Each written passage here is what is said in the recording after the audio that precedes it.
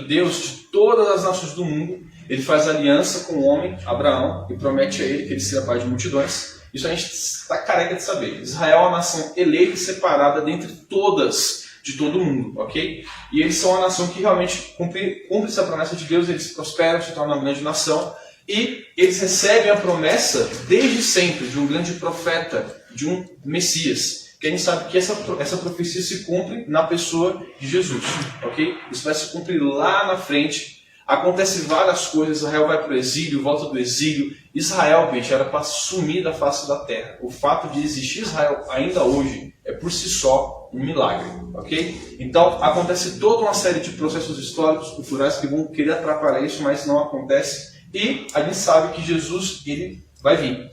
Só que, de repente, se você for ver na sua Bíblia, tá? Quando tu sai do Antigo Testamento e entra no Novo, Israel não está mais debaixo do jugo de Babilônia, de Pérsia. De repente, parece que é assim, ela está debaixo de um império romano. Do nada. Tu está lá vendo os profetas menores, bem pertinho ali, né? Abacuque, Joel, Malaquias, todos profetizando contra Israel, falando de uma nação que viria, que seria a nação da Pérsia, a nação da Babilônia, eles iam quebrar Israel. Só que quando acaba o livro e entra o Novo Testamento, de repente a gente vê Israel debaixo do jugo de Roma. Como é que Roma entra nessa história? Vamos ver daqui a pouquinho, ok?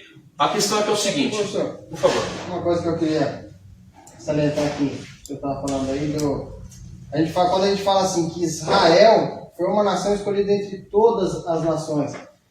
E aí, pelo que eu entendo, quando a gente lê lá a Bíblia, na verdade, foi ali que começou, né? Ali foi o centro de todo mundo, que ele ali expandiu. Depois da Torre de Babel, que os povos foram espalhados pela terra. Não é que já existiam todos os povos e aí ele falou, vou escolher aqui Israel. Não. Isso. Deus elegeu um povo ali e depois que teve a Torre de Babel, que as línguas foram espalhadas, dali que surgiram todas as nações, sim, né? Isso. Só que assim, quando a gente fala do conceito de nação, é muito pequeno para aquela época. Geralmente é uma pequena tribo, é uma cidade. Então assim, quando eu falo nações, eu falo desse tipo, né? Como fossem cidades e estados, bem pequenininhas. Sim. Então assim, já haviam algumas já. Aí dessas ali que tinha naquela região, Deus extraiu Abraão, prometeu para ele. É mais muito correto o que você falou. Se for ver, o Victor e Léo. Deus escolheu Abraão, né? Israel saiu de Abraão, né? Exatamente. Abraão, Isaac e Jacó se tornou Israel. Porque senão a gente fica com isso daí na cabeça, né? Não, Deus escolheu Israel. Por que Deus escolheu Israel? Por que não escolheu o japonês? Por que não escolheu os egípcios? Por que ele não escolheu... Não, na verdade ele escolheu Abraão. Depois dali que foi espalhada as línguas, né? Ou foi antes de Abraão? A Torre de Babel foi antes? Não. Foi antes. Foi depois. Foi depois. E foi Abraão, por isso que é o pai da fé, né? Uma outra questão, que isso aí já é um outro curso, né? Seria a história dos hebreus, história de Israel, né? O que podemos ter, não será uma ideia. Podemos ter. Parte 2, história da igreja aqui, né? Da reforma da igreja parte moderna. 3, e a gente volta para o lado história dos hebreus. Fica aí o gancho, né? Agora os alunos, se eles quiserem ou não. Ok? Deus abençoe. Você está falando? Pai da fé, até por isso, porque nasceu dele, e a fé monoteísta, né? Porque sim, até Abraão, essas nações que existiam, que eram esses povos, eram todos, só existia politeísmo, né? Não existia esse conceito de fé de um Deus. E aí em Abraão nasceu essa nossa fé, que é a fé monoteísta, um só Deus, Senhor dos senhores, Deus dos deuses, né? Sim, então, por isso que ele é o pai da fé. É legal a gente pensar também em povos que não viviam apenas no Mediterrâneo, né? Principalmente a gente tinha civilizações no Oriente, sim, na América, mas isso é para outra aula, né? Vamos um gancho para quem sabe no lado dos alunos, ok? Então, gente, a gente entra então no Novo Testamento, tá? Que está debaixo de um jugo dos romanos. E o povo de Israel, a gente vê um povo de Israel que ele tem durante todo o Pentateuco, durante todo o Antigo Testamento, promessas que eles são a nação escolhida, a nação eleita, a nação separada e que Deus vai proteger. A gente tem, por exemplo, um evento em 2 Reis onde um anjo vem e mata milhares de soldados inimigos. Então essas histórias vão fazendo que Israel não aceite esse jugo que está sobre eles. Então, quando é prometido um Messias, a gente vê ali, por exemplo, Isaías fazendo profecias messiânicas, Ezequiel, eles pensam que esse Messias ele vem com espada. Eles pensam que esse Messias, a espera, seja um Messias miliciano, um Messias belicoso, um Messias de luta. Só que o que acontece aqui, para a frustração deles, não vai ser assim. Para a boa frustração deles, não vai ser assim. O Messias que vem é um Messias que ele traz que mensagem? Sacrifício, altruísmo, servidão, perdão, é o que a gente vai ver. Ok? Ô Victor, acho que você falou dessa questão de...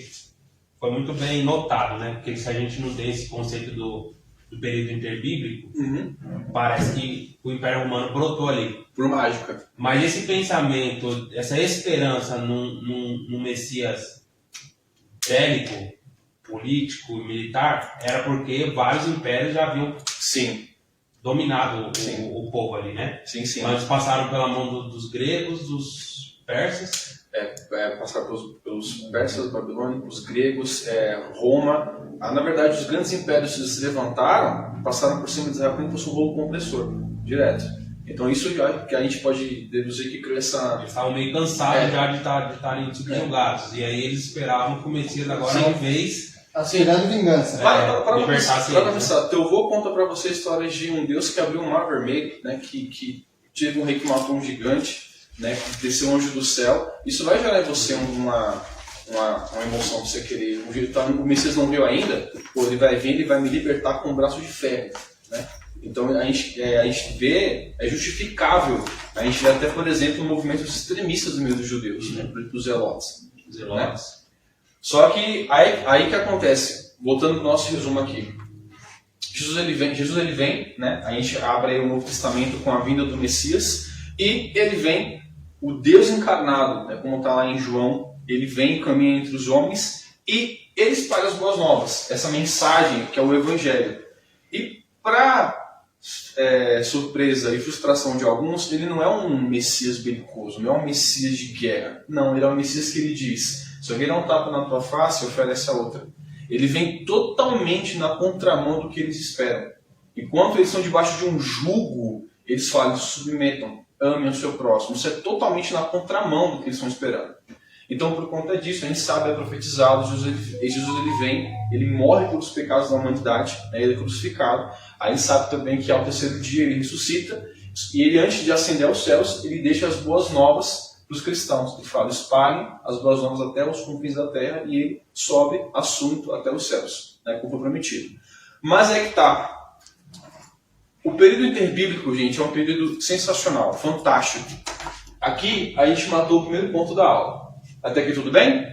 Sim? A gente vai entrar na plenitude dos tempos, tá? Gálatas 4:4 fala que Deus enviou seu Filho na chamada plenitude dos tempos. Vocês vão ver como Deus convergiu a história para que Jesus viesse. E não é a primeira vez. Vou nem chegar na Reforma Protestante, vocês vão ver de novo como é que Deus pega a história e converge para algo que Ele quer fazer. Ok? Zé, pula para nós, por favor. Manda mais uma. Gente, conforme a gente estudou, tá? Vai surgir na Itália um pequeno reino chamado Roma. Já ouviram falar? Ele vai surgir lá, bem pequenininho. Ele surge na região do Lácio, tá? Uma região onde as pessoas falam a língua latina. Aqui é basicamente o berço da língua latina, ok? Esses povos eles vão se reunir ali, e Roma ela vai timidamente começar a crescer. Eles vão começar como um reino bem tímido, bem pequeno ali. É um ajuntamento de povos de língua latina, e eles começam a ganhar grandes proporções. Eles vão se tornar uma monarquia, depois da monarquia vão virar uma república. Quando eles viram uma república, eles se tornam um império gigantesco, tá? Gigantesco. Roma vai ter 3 continentes. Ela vai pegar Europa, África e Ásia, e ela vai ter no quintal de casa, só para ela, o mar Mediterrâneo. Mediterrâneo.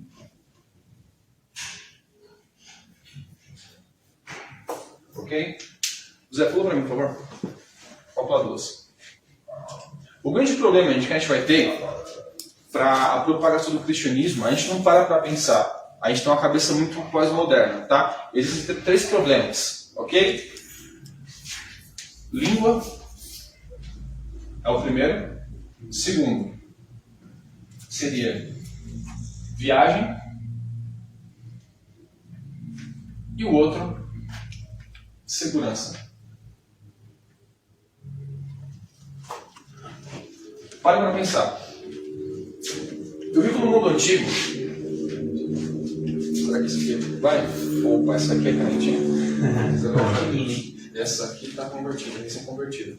Então a gente tem que parar para pensar o seguinte. A gente, na nossa cabeça, pensa que o mundo falava inglês naquela época. Que tinha FISC. Não, não tinha ainda. Calma lá. Então o que acontece é o seguinte. A gente vive num mundo, pensa no Oriente Médio, tá? Então, pluralidade cultural e religiosa gigante. Eu tenho várias nações convivendo uma do lado da outra, vizinha da outra, cada uma com a sua religiosidade, com o seu idioma e com a sua língua.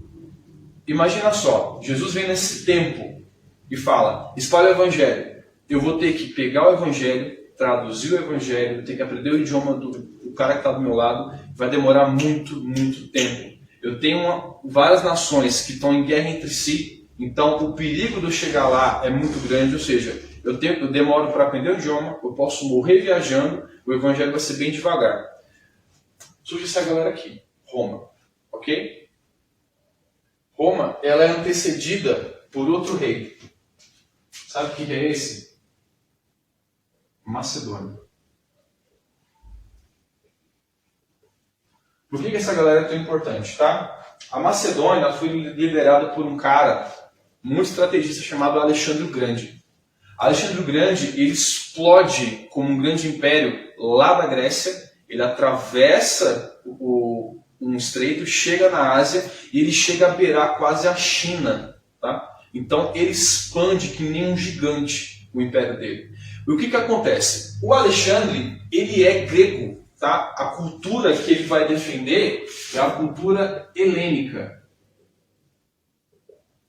Helênica. Essa cultura é a cultura grega, tá? O que ele vai fazer? Ele vai pegar a cultura dos povos dominados e vai mesclar com a cultura grega. O que ele quer fazer? Ele quer levar não apenas o seu domínio, mas a cultura grega, a arte, a literatura, a língua grega para todo mundo.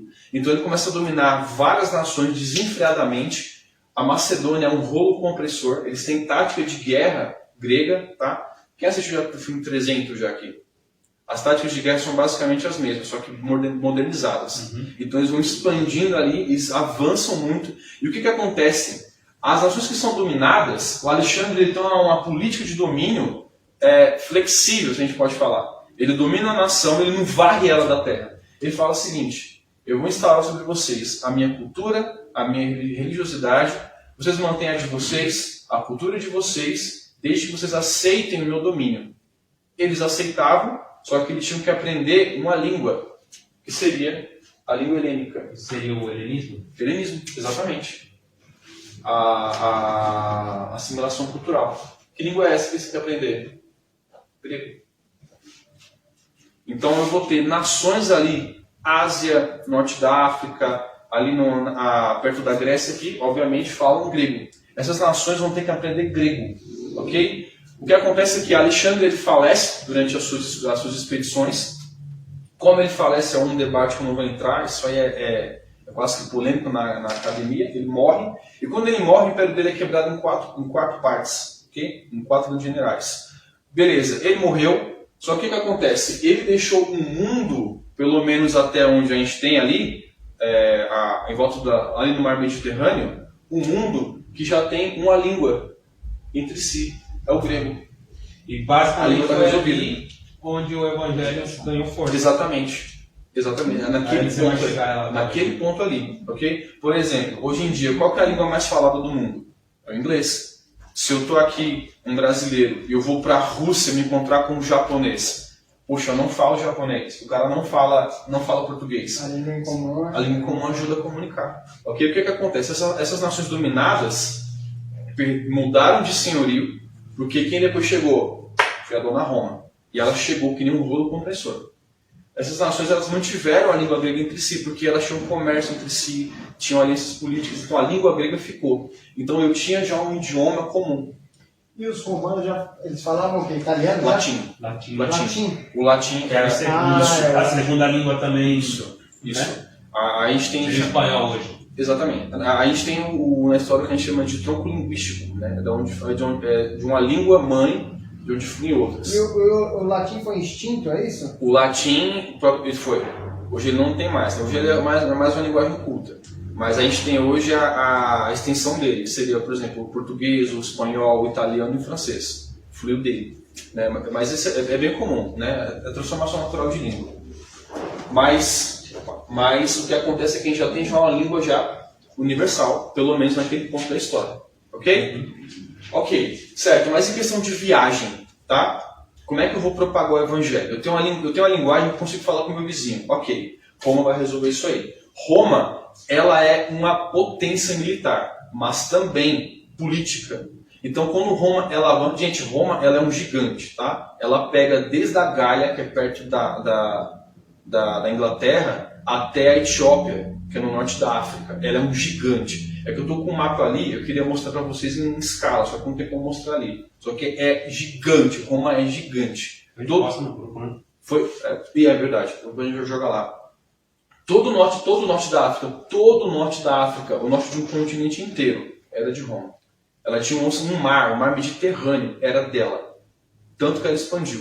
O que acontece? Roma, ela expande, e quando ela expande, os povos já estão com a língua pronta, ela vai deixar esses povos para poder se comunicar entre si. O que ela vai criar? Ela vai criar uma rede de estradas.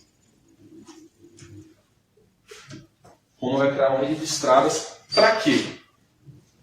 Se eu tenho províncias, eu tenho que ter acesso para poder enviar um rei, tropas, diplomatas, então eu tenho que ter estradas muito bem construídas. Pessoal, tem um documentário só sobre a engenharia de Roma, é excelente, é fora do comum. Roma tem estradas, a Via Ápia foi a primeira estrada romana, tá? Ela tem mais de 2000 anos, ela existe até hoje, firme e forte. Como é que Roma fazia as estradas delas, tá? Eles cavavam uma vala, recortavam algumas pedras maiores aqui, jogavam aqui embaixo, depois jogavam outra camada de calcário, pedras um pouquinho mais recortadas, e colocavam outra camada, era quase que brita. E aqui em cima eles colocavam pedras lisas recortadas e uma murada na lateral. O que acontecia? Essas estradas, pessoal, como tinha essas pedras embaixo e em cima recortadas, a água que vinha da chuva, escorria de um relevo, ela entrava nessas pedras e ia para debaixo do solo e ia embora. As estradas não sofriam erosão, eram perfeitas. Era um dreno, né? Era uma drenagem. É tão fora do comum que hoje a engenharia moderna estuda a engenharia romana para aprender. Porque a gente tem estradas feitas com ajuda de petróleo. E, pelo amor de Deus, a gente fala que é pior que o queijo suíço. Meu Deus, gente. Os romanos estavam à frente da gente.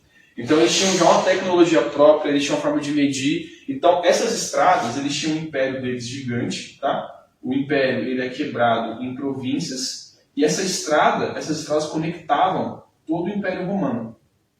Por isso que surge essa expressão, todos os caminhos levam a Roma, ok? Eu tinha estradas desde a ponta da Europa, da ponta da África, da ponta da Ásia, que conectavam ao coração do Império. E quem era esse coração, professor? Era Roma. Ok? Então eu já tenho outro problema resolvido. Logística. Viagem. Ou seja, comunicação, logística, que seria desafio não somente para o evangelho, mas para qualquer comunicação, qualquer mensagem, né? Sim. Seria a comunicação para transmitir essa mensagem a todos os povos e a logística, né? Sim. Muito bom. Sabe que a gente não pensa nisso? Porque a gente tem uma cabeça muito globalizada. Sim, inclusive o que o Léo falou, esse pensamento de a gente olhar Israel é uma nação escolhida, a gente já pensa com a nossa mente moderna.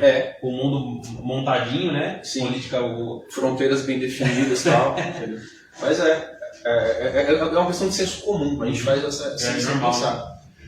Ok, só que é que tá. Eu tenho um mundo antigo, tá? Eu não tenho um Estado. O conceito de Estado que a gente tem é um conceito moderno. O que seria o conceito de Estado? Se eu cometo um crime contra uma outra pessoa, eu vou ser punido. Eu não posso cometer um crime contra alguém. Existem leis, existe toda uma corte, existe uma constituição. Naquele tempo não tinha, isso é um conceito moderno. Ok? Então, eu tenho uma língua praticamente ali universal, eu tenho uma rede de estradas muito bem construídas que conectam todo o império, e a questão de segurança. Só porque eu falo a sua língua não quer dizer que você vai me matar, não vai me roubar. Então o que acontece? Roma, eles têm isso aqui. Pax Romana. O que seria isso? Gente, vamos entender como é que funciona. Vou tentar desenhar aqui o símbolo do ex. Está parecido, né? Por exemplo, gente, isso aqui é uma província. Isso aqui é uma capital.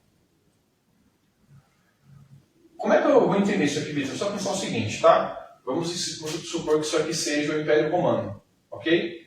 Como eu falei, esses recortes aqui são as províncias, tá? Pensa no Brasil. O Brasil é quebrado em quê? Estados. Se a gente fosse um império, seria estado, seria províncias. Não seria estado de Minas Gerais, seria província de Minas Gerais. A nossa capital seria Brasília. Qual que é a capital do Império Romano? Obviamente, é Roma. Só que o local que ela domina e ali vira dela, se torna uma província romana, ou seja, vai responder a Roma, tá? Vai oferecer soldados a Roma, tributo, como se fosse um estado comum, ok? Mas o que acontece? Roma, ela tem uma política de conquista parecida com o de Alexandre, tá? Ela domina.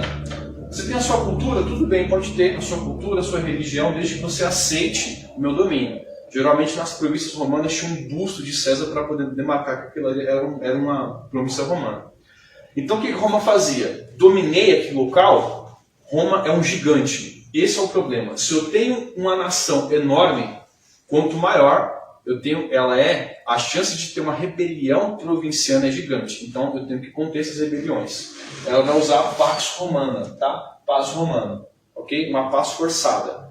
Ela dominou Extrema é uma província romana. O que Roma faz? Ela vai trazer para cá estrutura, ela vai mudar a educação, ou seja, ela vai construir estradas, vai construir pontes, prédios, ela vai colocar soldados aqui para poder dar segurança contra ataques externos, só que também eles estão aqui para poder proteger se alguém aqui dentro querer fazer uma insurreição. Então a Pax Romana, ela coloca soldados nas províncias e no mar. Então o que eu vou ter? Eu vou ter estradas romanas muito bem monitoradas e eu tenho rotas marítimas muito bem monitoradas. Uma dúvida, professor. Olha lá. Esses soldados que eles colocavam nessas cidades, eles recrutavam depois os soldados ali mesmo, locais, né? Sim. Eles não mandavam tudo de Roma. Eles chegavam lá, mandavam os capitães lá e depois eles recrutavam ali. E, cara, a tua pergunta foi preciosa, cara, porque essa é uma jogada de Roma. O conceito de romano não é só quem nasce na capital, eles expandem isso para as províncias. Então, por que eles chegavam e recrutavam soldados ali? Porque tu é província, agora tu é romano. Para quê? Para quebrar aquele desejo teu nacionalista. Pô, eles viraram nacionalista romano. Romano. Então, assim, eu não te escanteio, eu te coloco parte do meu império. Então você se torna um filho de Roma. A gente vê esse conceito em Mateus. Ele não somente no exército, mas recrutou coletor de imposto. Sim. Era um funcionário romano, mas ele era judeu. Sim. Passou a ser um funcionário romano. Né? Então, assim, essa jogada deles para poder segurar o império é genial. Então, o que acontece? Como eu tenho soldados romanos nas províncias, no mar, o que acontece? Se eu sou um viajante romano, um típico romano, eu estou viajando, eu não me preocupo se eu estou na estrada eu vou ser assaltado. Tem soldado em tudo quanto é lugar. Poxa, eu quero viajar de navio, eu estou aqui na ponta da Europa, eu quero ir de navio até a Etiópia. Eu posso viajar tranquilo, não tem pirata. Pra gente entender, a gente andando hoje no Brasil, né? Sim, exatamente. Ou seja, eu tenho um estado, resolvi minha segurança.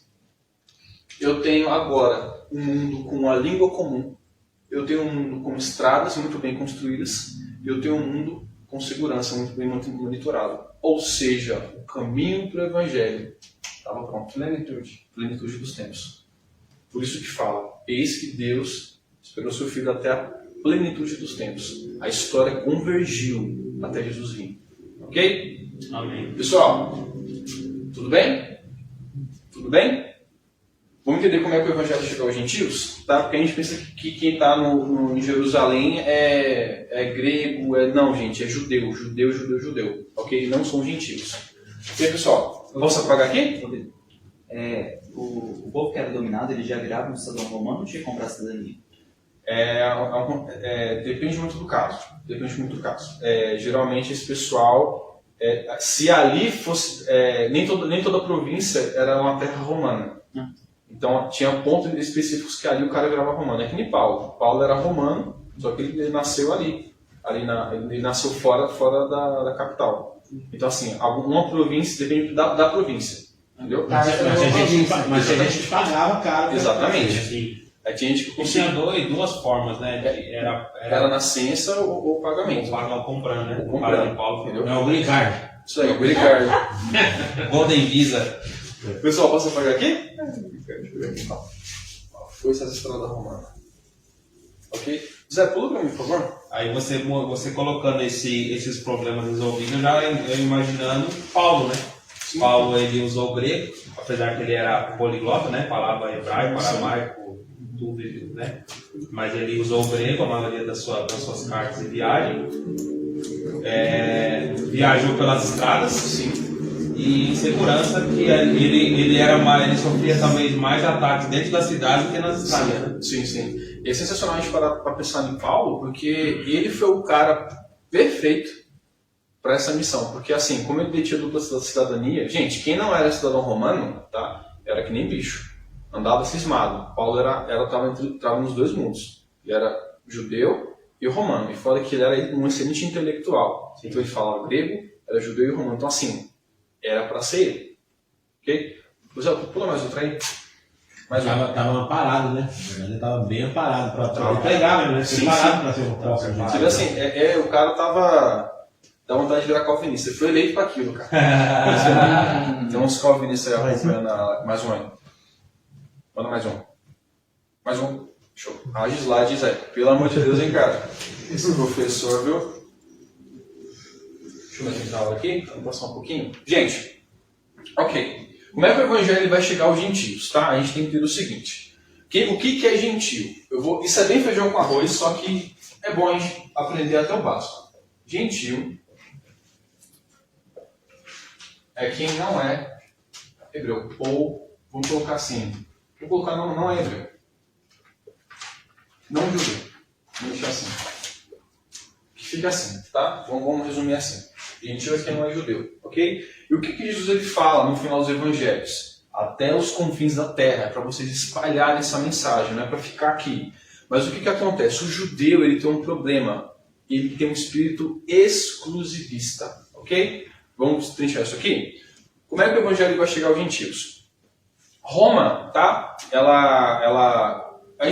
Isso não é novidade, se você for ler a Bíblia, várias vezes Deus ele ameaça, se vocês me desobedecerem, eu vou espalhar para vocês entre as nações. Isso acontece. Quando Roma ela domina toda aquela região, tem judeus espalhados, tá? Tanto que é comum você viajar ali e encontrar uma sinagoga numa cidade na Europa ou no norte da África, tá? Era comum, porque os judeus eles se espalharam. Os judeus eles eram excelentes comerciantes, então eles se espalham, se casam com outras pessoas ali, mantêm família, criam comunidades, então eles vão criar também o seu modo de vida judaico ali, ok? Então, só que o que acontece? Assim como hoje os muçulmanos têm como Meca, uma cidade sagrada, e tem que peregrinar para lá, os judeus têm como cidade sagrada Jerusalém. Então eles peregrinam para lá em um determinado tempo, eles têm um tempo X para peregrinar para lá, e eles saem da sua província, lá de Roma, e peregrinam até Jerusalém. Ok? Só que em Jerusalém fica fácil porque ali tem pequenas comunidades judias que falam grego. Lembra? Alexandre ele resolveu esse problema. Então os judeus que vêm de fora são judeus helênicos. Os judeus que estão em Jerusalém são judeus palestinos. Então vamos diferenciar isso aqui, tá? A gente tem os judeus. Dois tipos aqui. Judeus helênicos, de língua grega. Opa, esse feio. E judeus palestinos. Isso é muito importante, Vitor, você trazer essa informação. Sim. Inclusive, a carta aos Hebreus, ela é destinada a hebreus, mas ela é escrita em grego. Porque eram empresas que estavam fora da comunidade de Israel. Muito legal. Ajuda a te dar Judeus uma outra compreensão. Então o que acontece? Esses judeus eles vêm até Jerusalém, só que eles não estão desamparados. Ali em Jerusalém tem pequenas comunidades de judeus que falam grego. Tá? Seria como, por exemplo, daqui o exemplo da prática do pastor Guto vai para Portugal, só que lá já tem comunidades brasileiras. Então fica mais fácil a interação. Então o que acontece é que esses judeus que estão lá, falam grego, tem comunidade, eles têm a Torá na sua língua, tá? É a famosíssima Septuaginta, que é a Torá em grego. Então eles têm uma literatura própria, comunidades que falam grego, e tudo bem. Só que o que acontece? Ali, Jesus já veio.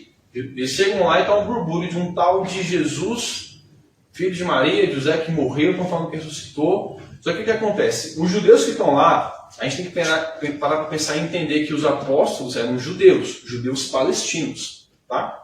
São judeus palestinos. E o judeu palestino, ele tem um mal, ele é muito exclusivista, ele não quer sair, ele quer ficar lá. Qual a diferença do palestino para o helênico? É local de nascença e a língua. Né? Os helênicos nasceram fora de Jerusalém. Os palestinos não falavam o grego, então? Não, eles falavam o idioma local. Eles dominavam o grego também, só que na maioria falavam o idioma local ali, né? Que seria o aramaico. Seria o aramaico ou hebraico, pastor? Me ajuda. Agora deu bom. Um deles foi extinto, eu acho que era o aramaico foi extinto. Então, era hebraico. O aramaico foi extinto. Na época de Jesus, um deles, até Jesus falava os dois, mas o aramaico já estava saindo de tudo já. A gente pode dividir assim, os que falavam grego e os que falavam hebraico. A gente pode diferenciar dessa forma. Ok?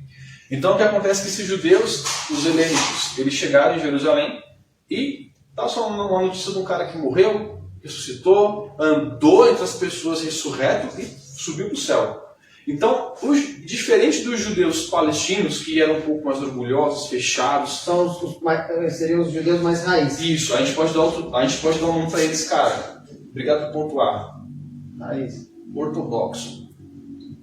Ou raiz, né? Vamos colocar ortodoxo aqui. São os mais ortodoxos, mais fechados. Então, assim, eles não querem se misturar.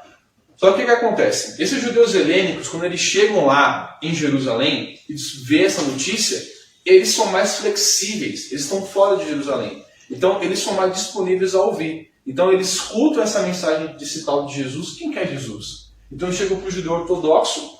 Cara, quem que é esse Jesus aí? Me conta um pouco dele. Então, os cristãos judeus começam a falar para os judeus helênicos de Jesus. Sabe assim, mais ou menos assim, cara, sabe a Septuaginta que você lê? Ele estava lá, ela falava dele, o Antigo Testamento falava dele. Então eles vão recebendo essa ideia porque eles são mais flexíveis. Eles não são tão fechados, tão mais no sentido ruim, ortodoxo, tá? Esse ortodoxo nem sempre é ruim, às vezes é necessário. Então, eles não eram tão fechados como os judeus palestinos. Então, o que acontece? Eles levam essa mensagem para as comunidades. Você ouviu falar de Jesus? Não sei quem. Então, nas comunidades helênicas, começam a falar de Jesus. E ali, os helênicos, então, eles aceitaram com mais facilidade do que os ortodoxos. Muito mais facilidade. E o que acontece é que lá... E aí, os que se crescer. converteram, então, foram mais os helênicos do que os ortodoxos. Isso. Numa porcentagem de 0 a 100, cara, a gente pode jogar 60 a 40, entendeu? A proporção dos helênicos foi muito maior, porque eles estavam mais abertos a ouvir. Então, nas comunidades helênicas, o cristianismo a fé cristã começou a subir. Começou a subir. Mas o que acontece? Os judeus eram muito fechados, eles não eram expansionistas, eles eram isolacionistas, eram exclusivos. Não, vai ficar aqui. Eu não vou sair, eu não vou me misturar com o gentil. Ele tinha esse preconceito. Era quase que uma xenofobia mesmo. Era quase uma xenofobia. Só que os judeus helênicos, eles ouviram Jesus, aceitaram Jesus, e o que acontece? Temos aqui um comerciante helênico, ele sai da província, chegou lá em Jerusalém, se converteu, ele volta para casa. Quando ele volta para casa, ele volta com Jesus na cabeça dele. Então lá onde ele vai, ele fala de Jesus. Eles são comerciantes, então eles começam a falar de Jesus para as outras pessoas. Então a gente tem aí a primeira propagação do Evangelho com os judeus helênicos. Eles eram mais abertos que os palestinos. Então isso ajudou bastante. É assim que o Evangelho sai de Jerusalém e começa a entrar no mundo gentil. Muito bom. Você acabou de resumir até porque pela tradição, a fundação da Igreja de Roma foi justamente assim. Né? Os judeus helênicos e também, qual que é o outro nome daqueles que não eram judeus mesmo, mas se converteram lá fora ao judaísmo, né? Sim. Eu esqueci o nome dela. Prosélitos. Show. Aí vale salientar também que já tinha igrejas fundadas, tá? O cristianismo nessa área, só que Paulo já está fazendo viagem missionária. Ah, ele está até confirmando algumas igrejas. Exatamente. Foi mandado no concílio de Jerusalém, né? A partir do concílio de Jerusalém, eles foram enviados. Então, assim, quando segunda viagem. aconteceu algumas coisas, já tem igreja em Éfeso, já tem igreja já em vários locais. Ô, doutor, pode falar. Tem um indivíduozinho aí que ajudou também um pouquinho antes disso, João Batista. João Batista? Teve gente que se convertia, né? Se batizava com João Batista, e ele avisava da vinda do Messias. Preparou o caminho. Isso. E tanto é que Paulo, quando chega foi em Éfeso, né? Acho que foi em Éfeso, que chega e encontra alguns que tinham sido batizados por ele, que nem conheciam o Espírito Santo, mas já tinham sido batizados pelo batismo de João Batista. Sim. Então eles iam a Jerusalém, né? Conheciam a história de João Batista, se batizavam e voltavam para a sua cidade. Só que o legal é que, assim, nessa parte aqui, a escala ela é pequena com o João. Ele é uma semente. Só que o que vai acontecer a partir dessas viagens, a escala ela vai ampliando. Muito bem pontuado, doutor. A gente vai chegar lá, vamos ver como é que essa gota que começa com o João, ela começa a ampliar com os judeus helênicos e vai ter um cara que vai ser um outro tempero, tá? Zé, puxa. Foi muito próximo, né? Tanto João Batista como Tá do lado. Cristo foi coladinho. Tá do lado. Não, né? Realmente era 6 meses, né? Diferença de idade, né? Mas de repente de ministério, o João Batista já estava Já estava na caminhada antes. E esse cara aqui? Vai preparar o caminho. E esse cara aqui? Estevão. Tá certo? Estevão. Primeiro marco. Estevão Hernandes. Aparece aqui. Já tinha nessa época. Estevão, cara. Tem que ser Estevão, cara. O que Por isso que é acontece? apostólica a igreja dele. O que acontece, gente? Deixa eu olhar aqui para não passar um pouquinho. Manda lá. Maravilha. O que acontece, gente? Beleza, eu já tenho essa expansão com os judeus helênicos, tá? Com João Batista, esse pessoal. Só que os judeus eles não querem se expandir. De jeito nenhum. Eles têm um sentimento, como eu falei, quase xenofóbico, tá? Eles não se misturam. Na verdade, que eu acho que vai chegar lógico, né? Quando Pedro recebe a revelação, Boa, pastor. Bem lembrado. Deus praticamente empurrar ele. bem lembrado, Ele não bem queria, lembrado. muita ortodoxia, né? Sim. É uma ortodoxia misturada com ressentimento, cara. Eles não gostavam de estar debaixo de um jugo E estrangeiro. parecia que era uma contaminação, né? Estar com o gentio. Não, tipo assim, pô, não, a gente não vai, não faz sentido, a gente é um pouco exclusivo, não tem como a gente misturar com essa galera. Tá? Isso é muito antigo, né, pastor? Porque é desde quando o cativeiro babilônico castiga. O reino do sul continuou sendo Israel porque não se misturaram. E os samaritanos, eles não lidavam com os samaritanos porque se misturaram. Exatamente. Depois tem os 400 anos, que o farisaísmo foram os macabeus que não quiseram ser helenizados. Sim. Graças a Deus por isso também, né? Sim. Por isso que nem toda ortodoxia é ruim. É ruim, né? Falei. Então vai encaixando, né? Você vai encaixando e é uma coisa muito antiga mesmo, né? Do povo, né? Sim, a gente vê que já é um mal de geração. E é interessante que você está falando que está construindo o pano de fundo, porque assim, apesar de Paulo, a explosão vir com Paulo, mas o negócio já estava rodando. Já. Paulo é tipo Lutero. A gente pensa que Lutero foi a explosão, não, foi a gota d'água. Então Paulo, assim, ele foi o cara que ele conduziu a gota d'água. Ok? Bem lembrado. Tem uma outra coisa também que eles chamam de diáspora. Exatamente o que eu ia falar agora. É o que acontece com esse camarada. Doutor, obrigado. Tu é profeta, tá? O que vai acontecer, eu ia falar e já puxou da minha boca já. O Estevão, ele vai ser responsável por essa diáspora.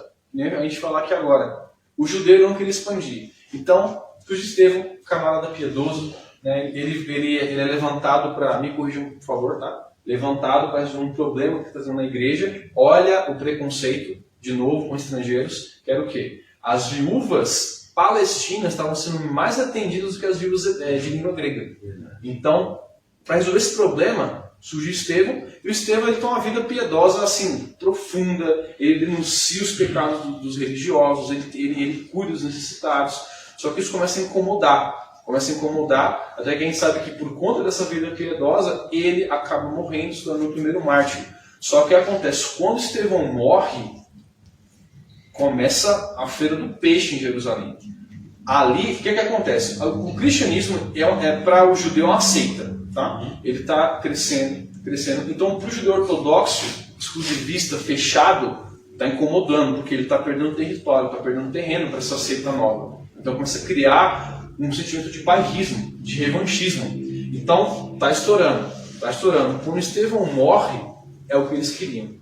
Quando ele morre, porque Estevão, ele fala, né? Jesus é o Filho de Deus, ele é aquele que... Gente, deixa eu ver no capítulo 7 de Atos, que ele resume o Antigo Testamento inteiro no discurso. Então, quando ele faz isso, os judeus, que nem rasga a roupa, assim, o outro sacerdote enlouquece, blasfêmia, começa aquela porrada lá dentro da sinagoga, eles tiraram de fora e ele... E aí que aparece Paulo, né?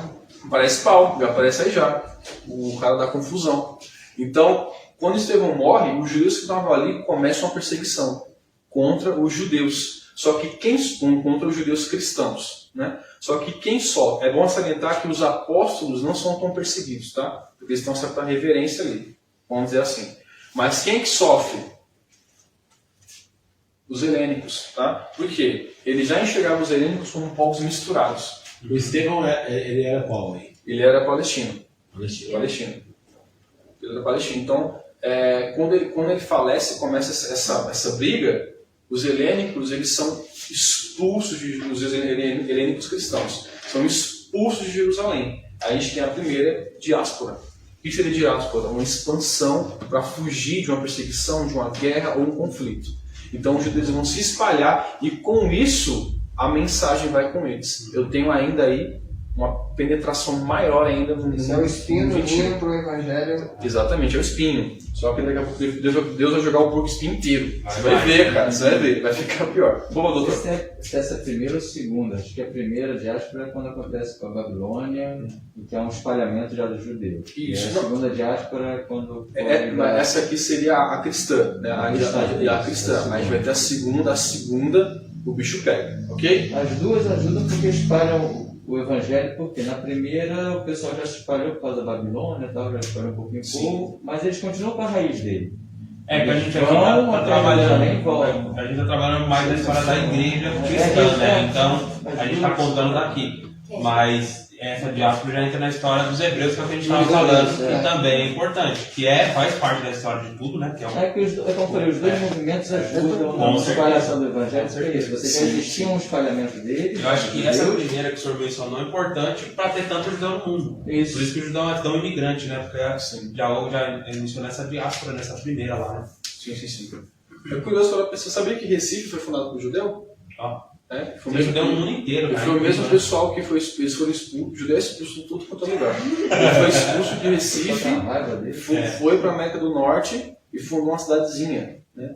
Nova York, conhecem? Judeu também. Então, o bicho para ganhar dinheiro e prosperar o todo Tem uma fala do. Eu não sei como é que é, ministro, né? Ministro lá do Israel? Primeiro-ministro. É ministro, né? Acho que é Benjamin. Não, como é assim, né? Meu ministro. Meu, o cara falou uma coisa, cara, assim, que arrepia. Não sei se vocês viram. A história que ele conta lá, Que né? é que ele fala assim, meu, assim, tipo assim, todo mundo que veio pra cima do judeu desapareceu, cara.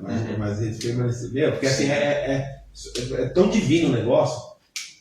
Porque assim, não era pra existir, Não, não. é impressionante. Não. O tamanho dos impérios, onde está, né? Ele fala, né? Onde está a Roma, o Império Romano, Sim, o Império sim. Macedônio, eram potências, sumiram, né? Pelo amor de E Deus. Israel, aquela tripinha ali, né? No século XX, a Liga Árabe, Abalava. foi vários países árabes tentaram expulsar Israel para o mar, não conseguiram. O cara que não crê na Bíblia, pelo menos se o cara tentar pensar nisso aí, já é uma coisa. Não, a própria história testifica, né? A gente, aqui, eu falei de Grécia e Roma. Daniel já tinha visto isso aqui faz tempo já, quando eu teve a visão dele lá.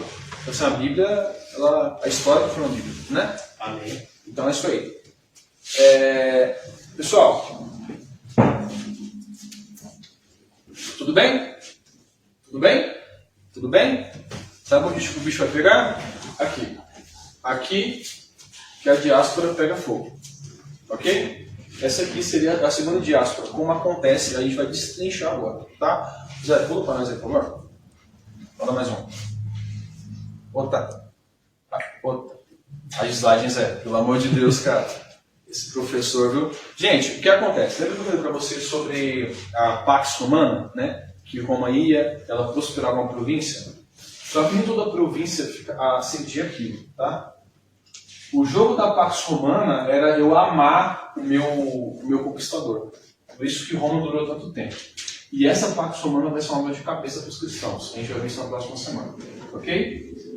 Vamos lá. Gente, eu tenho aqui Roma, tá? Esses balãozinhos de baixo são províncias. E aqui, ó. Temos aqui as estradas, né? Vamos imaginar aqui. Eu tenho as províncias e eu tenho a capital de Roma. O que acontece? De repente, vamos supor que essa província ela tem um sentimento nacionalista muito forte. Ela não quer aceitar Roma como a sua dominadora. Então, ela vai se rebelar contra Roma. Qual que é o problema? Se essa se rebela, ela vai querer fazer outra se rebelar. Opa, eu tenho duas províncias no meu quintal.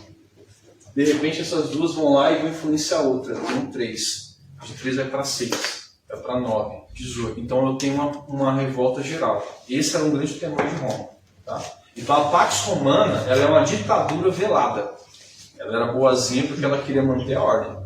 Você não podia ir contra o Império. Então o que ela fazia? Lembra que tem soldados ali? Por que eu tenho uma estrada muito bem construída, muito bem erguida? Porque se uma província se revolta contra Roma, é mais rápido para poder enviar tropas até aqui. Então, mandei, sufoquei, acabei com a rebelião. Se essa província A morrer, a rebelião aqui, ela não influencia a B nem a C. Assim que eu mantenho a Pax Romana, tá? Ou seja, é uma paz por meio da espada. Ela é uma ditadura velada, ok? Então é assim que Roma vai conter as rebeliões dentro de si, as chamadas revoltas provincianas, ok? Zé, pula pra gente aí. O que vai acontecer? Israel, o judeu, ele tem um espírito rebelde, um espírito muito forte, tá? Ele não aceita que ele está debaixo de um jugo estrangeiro. O Messias já veio, na cabeça de alguns, não veio, eu estou debaixo de um jugo ainda? Né? Que isso, não veio. Então ele tem um espírito independente muito forte, tá? Então, Roma, como é que acontece? A gente tem governador hoje em dia nos estados, tá? A mesma coisa seria em Roma. Roma deixa alguém para tomar de conta da província. Seriam governadores, tem que ter outro título agora que me fugiu a mente.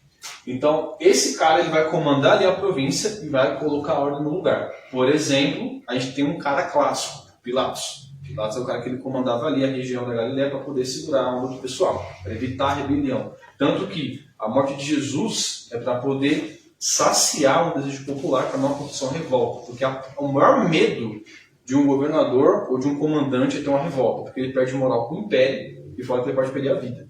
Ok? Então, a gente vai ter um cara chamado Gessio Floro. Ele vai ser um italiano que vai estar na região ali da Palestina, só que ele é um cara ditador. Ele impõe a vontade dele. Ele vai governar aquela província da Palestina com mão de ferro.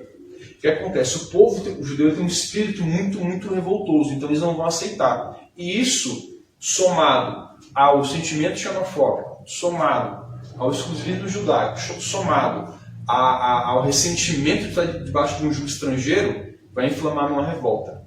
Tá? Vai ter um forte romano chamado Casa Massa, se não me fala a memória.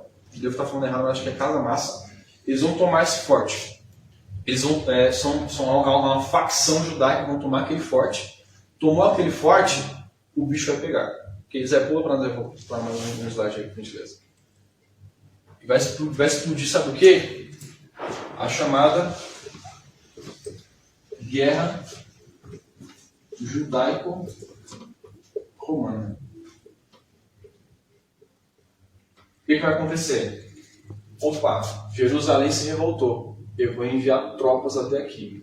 Os judeus, eles têm pequenas facções, eles domaram aquele forte. Pegando o forte, eles vão pegar o armamento que tem lá, eles vão tentar expandir.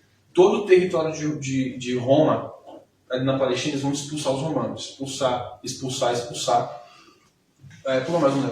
Vitor, mas assim, o que me parece assim, na história, não sei se você pode confirmar isso, sim, que assim, apesar desse espírito rebelde do povo hebreu, mas ele só manifestava quando quando os valores deles eram comprometidos. Porque não tipo assim, eles não tinham uma ambição política.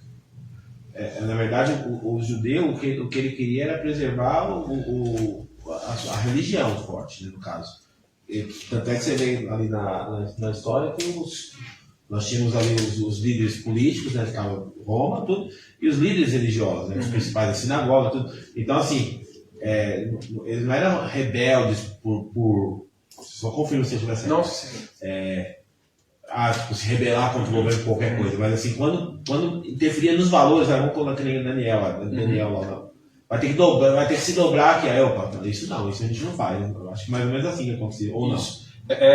Não, sim. É porque quando a gente fala sobre o espírito revoltoso, é que eles queriam ter um Estado independente. Eles não queriam estar debaixo de um jugo de uma nação estrangeira. Entendeu? Era isso que incomodava eles. Também a questão dos valores religiosos, mas eles queriam sair debaixo de Roma. Mas acho que tem sentido também, mas naquilo que você falou também, eram várias facções. Eu acho que o farisaísmo, ele se preocupava muito com justamente o que o pastor está falando. Para ele era a religião. Não toca na religião, para mim não interessa. Só que eu vou ter aquela que é mais radical. Os saduceus já eram mais ou menos, né? Segundo a história, os saduceus eles eram os amiguinhos políticos, então eles negociavam os valores religiosos em torno da política. E acho que os zelotes, eu acho que encaixaria mais nessa revolta, que eram os caras que se preocupavam com imposto, eram os caras mais que queriam os zelotes se preocupar mais com a política. Virava quase que o terrorismo também. Né? Então, assim, aí a gente vai ter um sentimento bem inflamado com isso aí.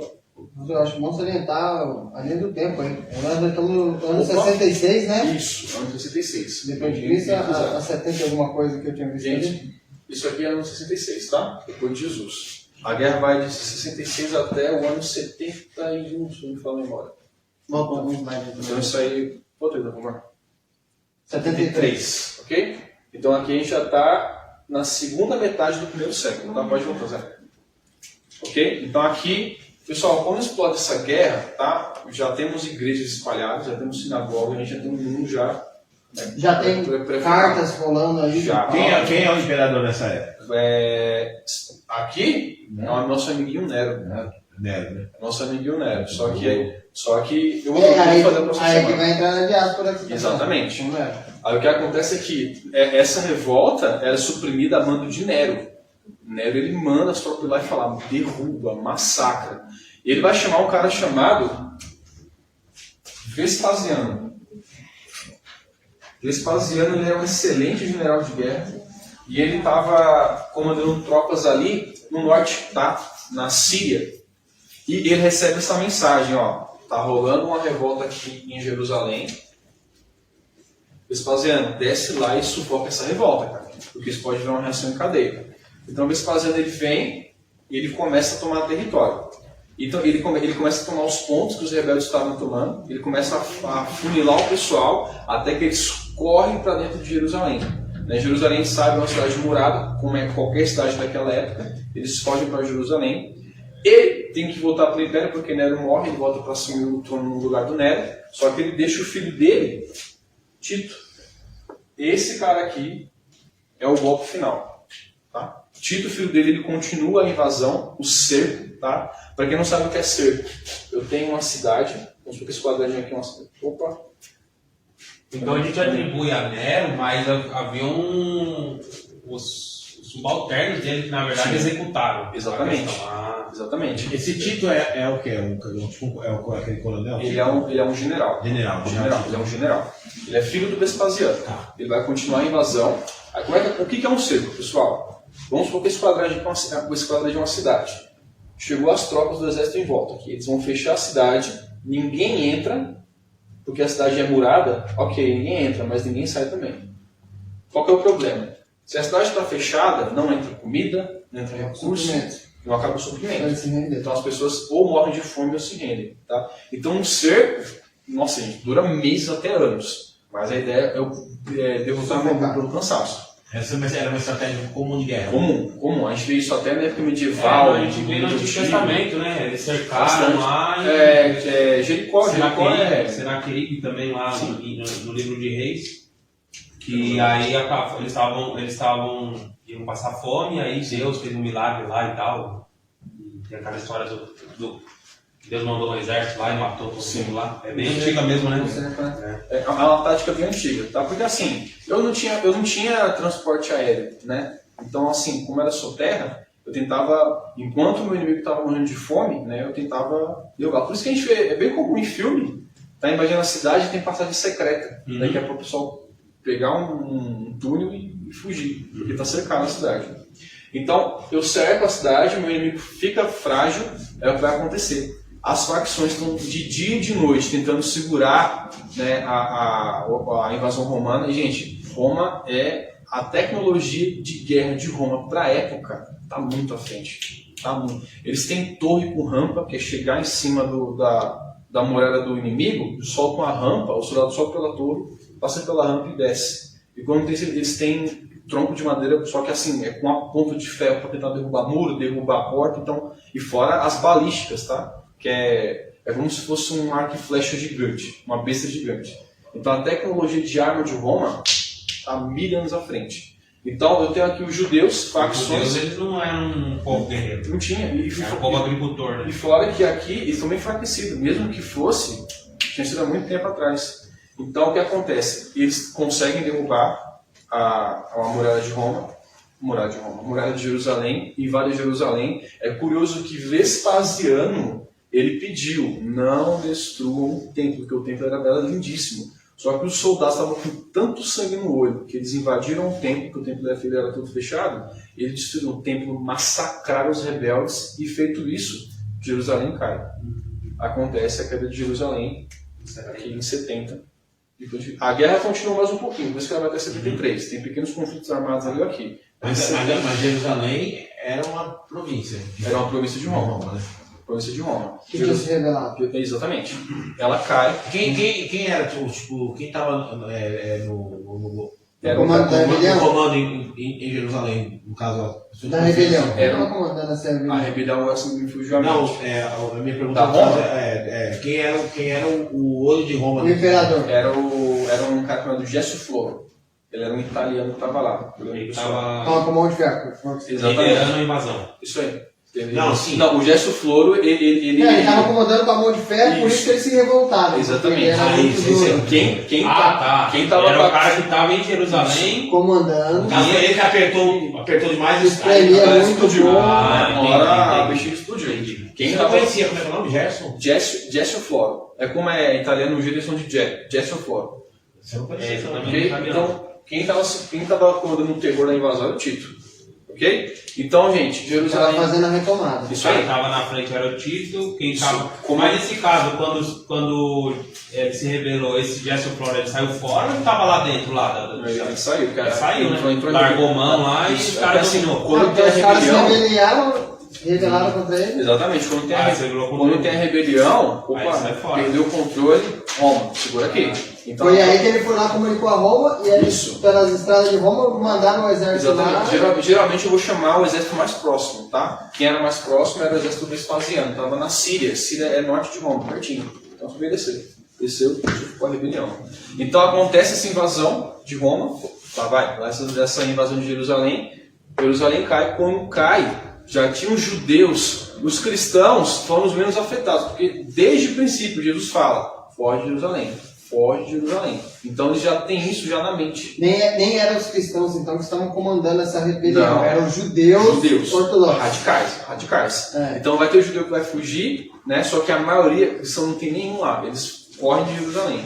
Então quando Jerusalém cai, todo mundo que estava lá, judeu ortodoxo, judeu helênico, cristão, e eles fogem. A gente vai ter aí, como o doutor falou, a segunda diáspora, tá? Então Jerusalém, ela vai cair aqui. Deixa eu roubar um pedacinho do mapa.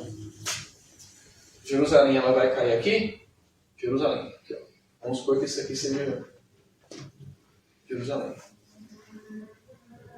Caiu. Os judeus que estão aqui, eles vão descer rumo ao sul, vão chegar no norte da África, que aqui está perto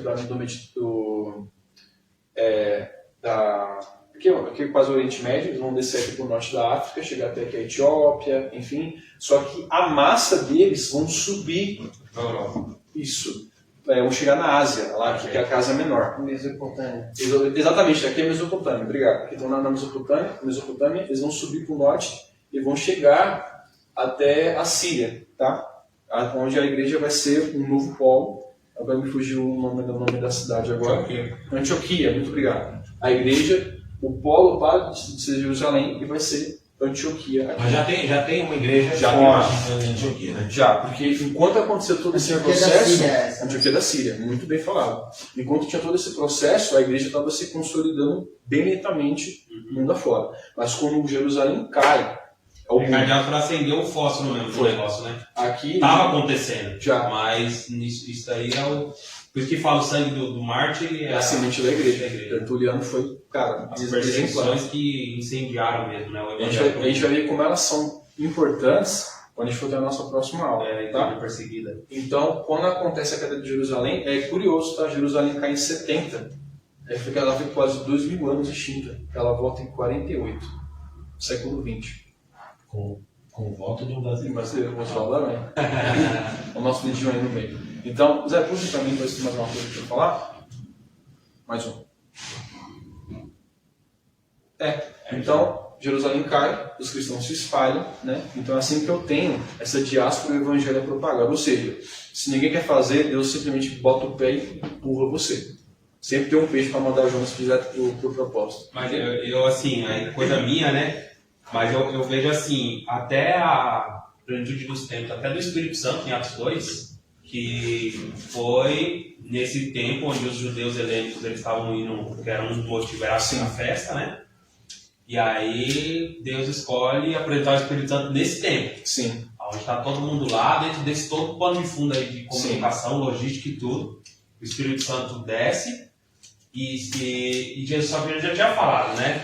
Espere até o Espírito Santo, né? Até serem revestidos. E parece que o pessoal deu uma segurada, né? Segurou. E aí, está sendo bom? Mas assim, isso que você falou é interessante, que a gente vê, olhando assim, Deus orquestrando tudo, né? Orquestrando tudo no nome dele. A história tá, cara, Deus ele converte a história para a vontade dele. Tipo, nada deu errado. Não. Deu tudo certo. Quando pareceu dar errado, Jerusalém caiu, a cidade, a filha de Sião, né? A cidade tão amada caiu.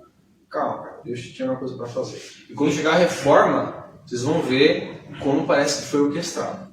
Deus era, na verdade foi. Propósito. Foi tudo propósito. O mundo convergiu para isso acontecer. Ok? Deus Pessoal, escreve certo.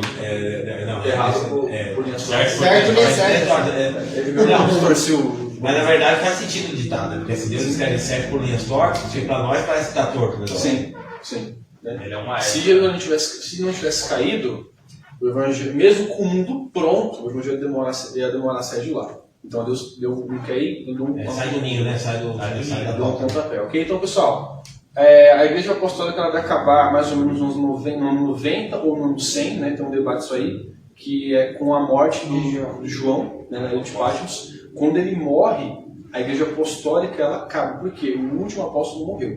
Então, por isso que é a Igreja Apostólica. Eu tenho os apóstolos ali.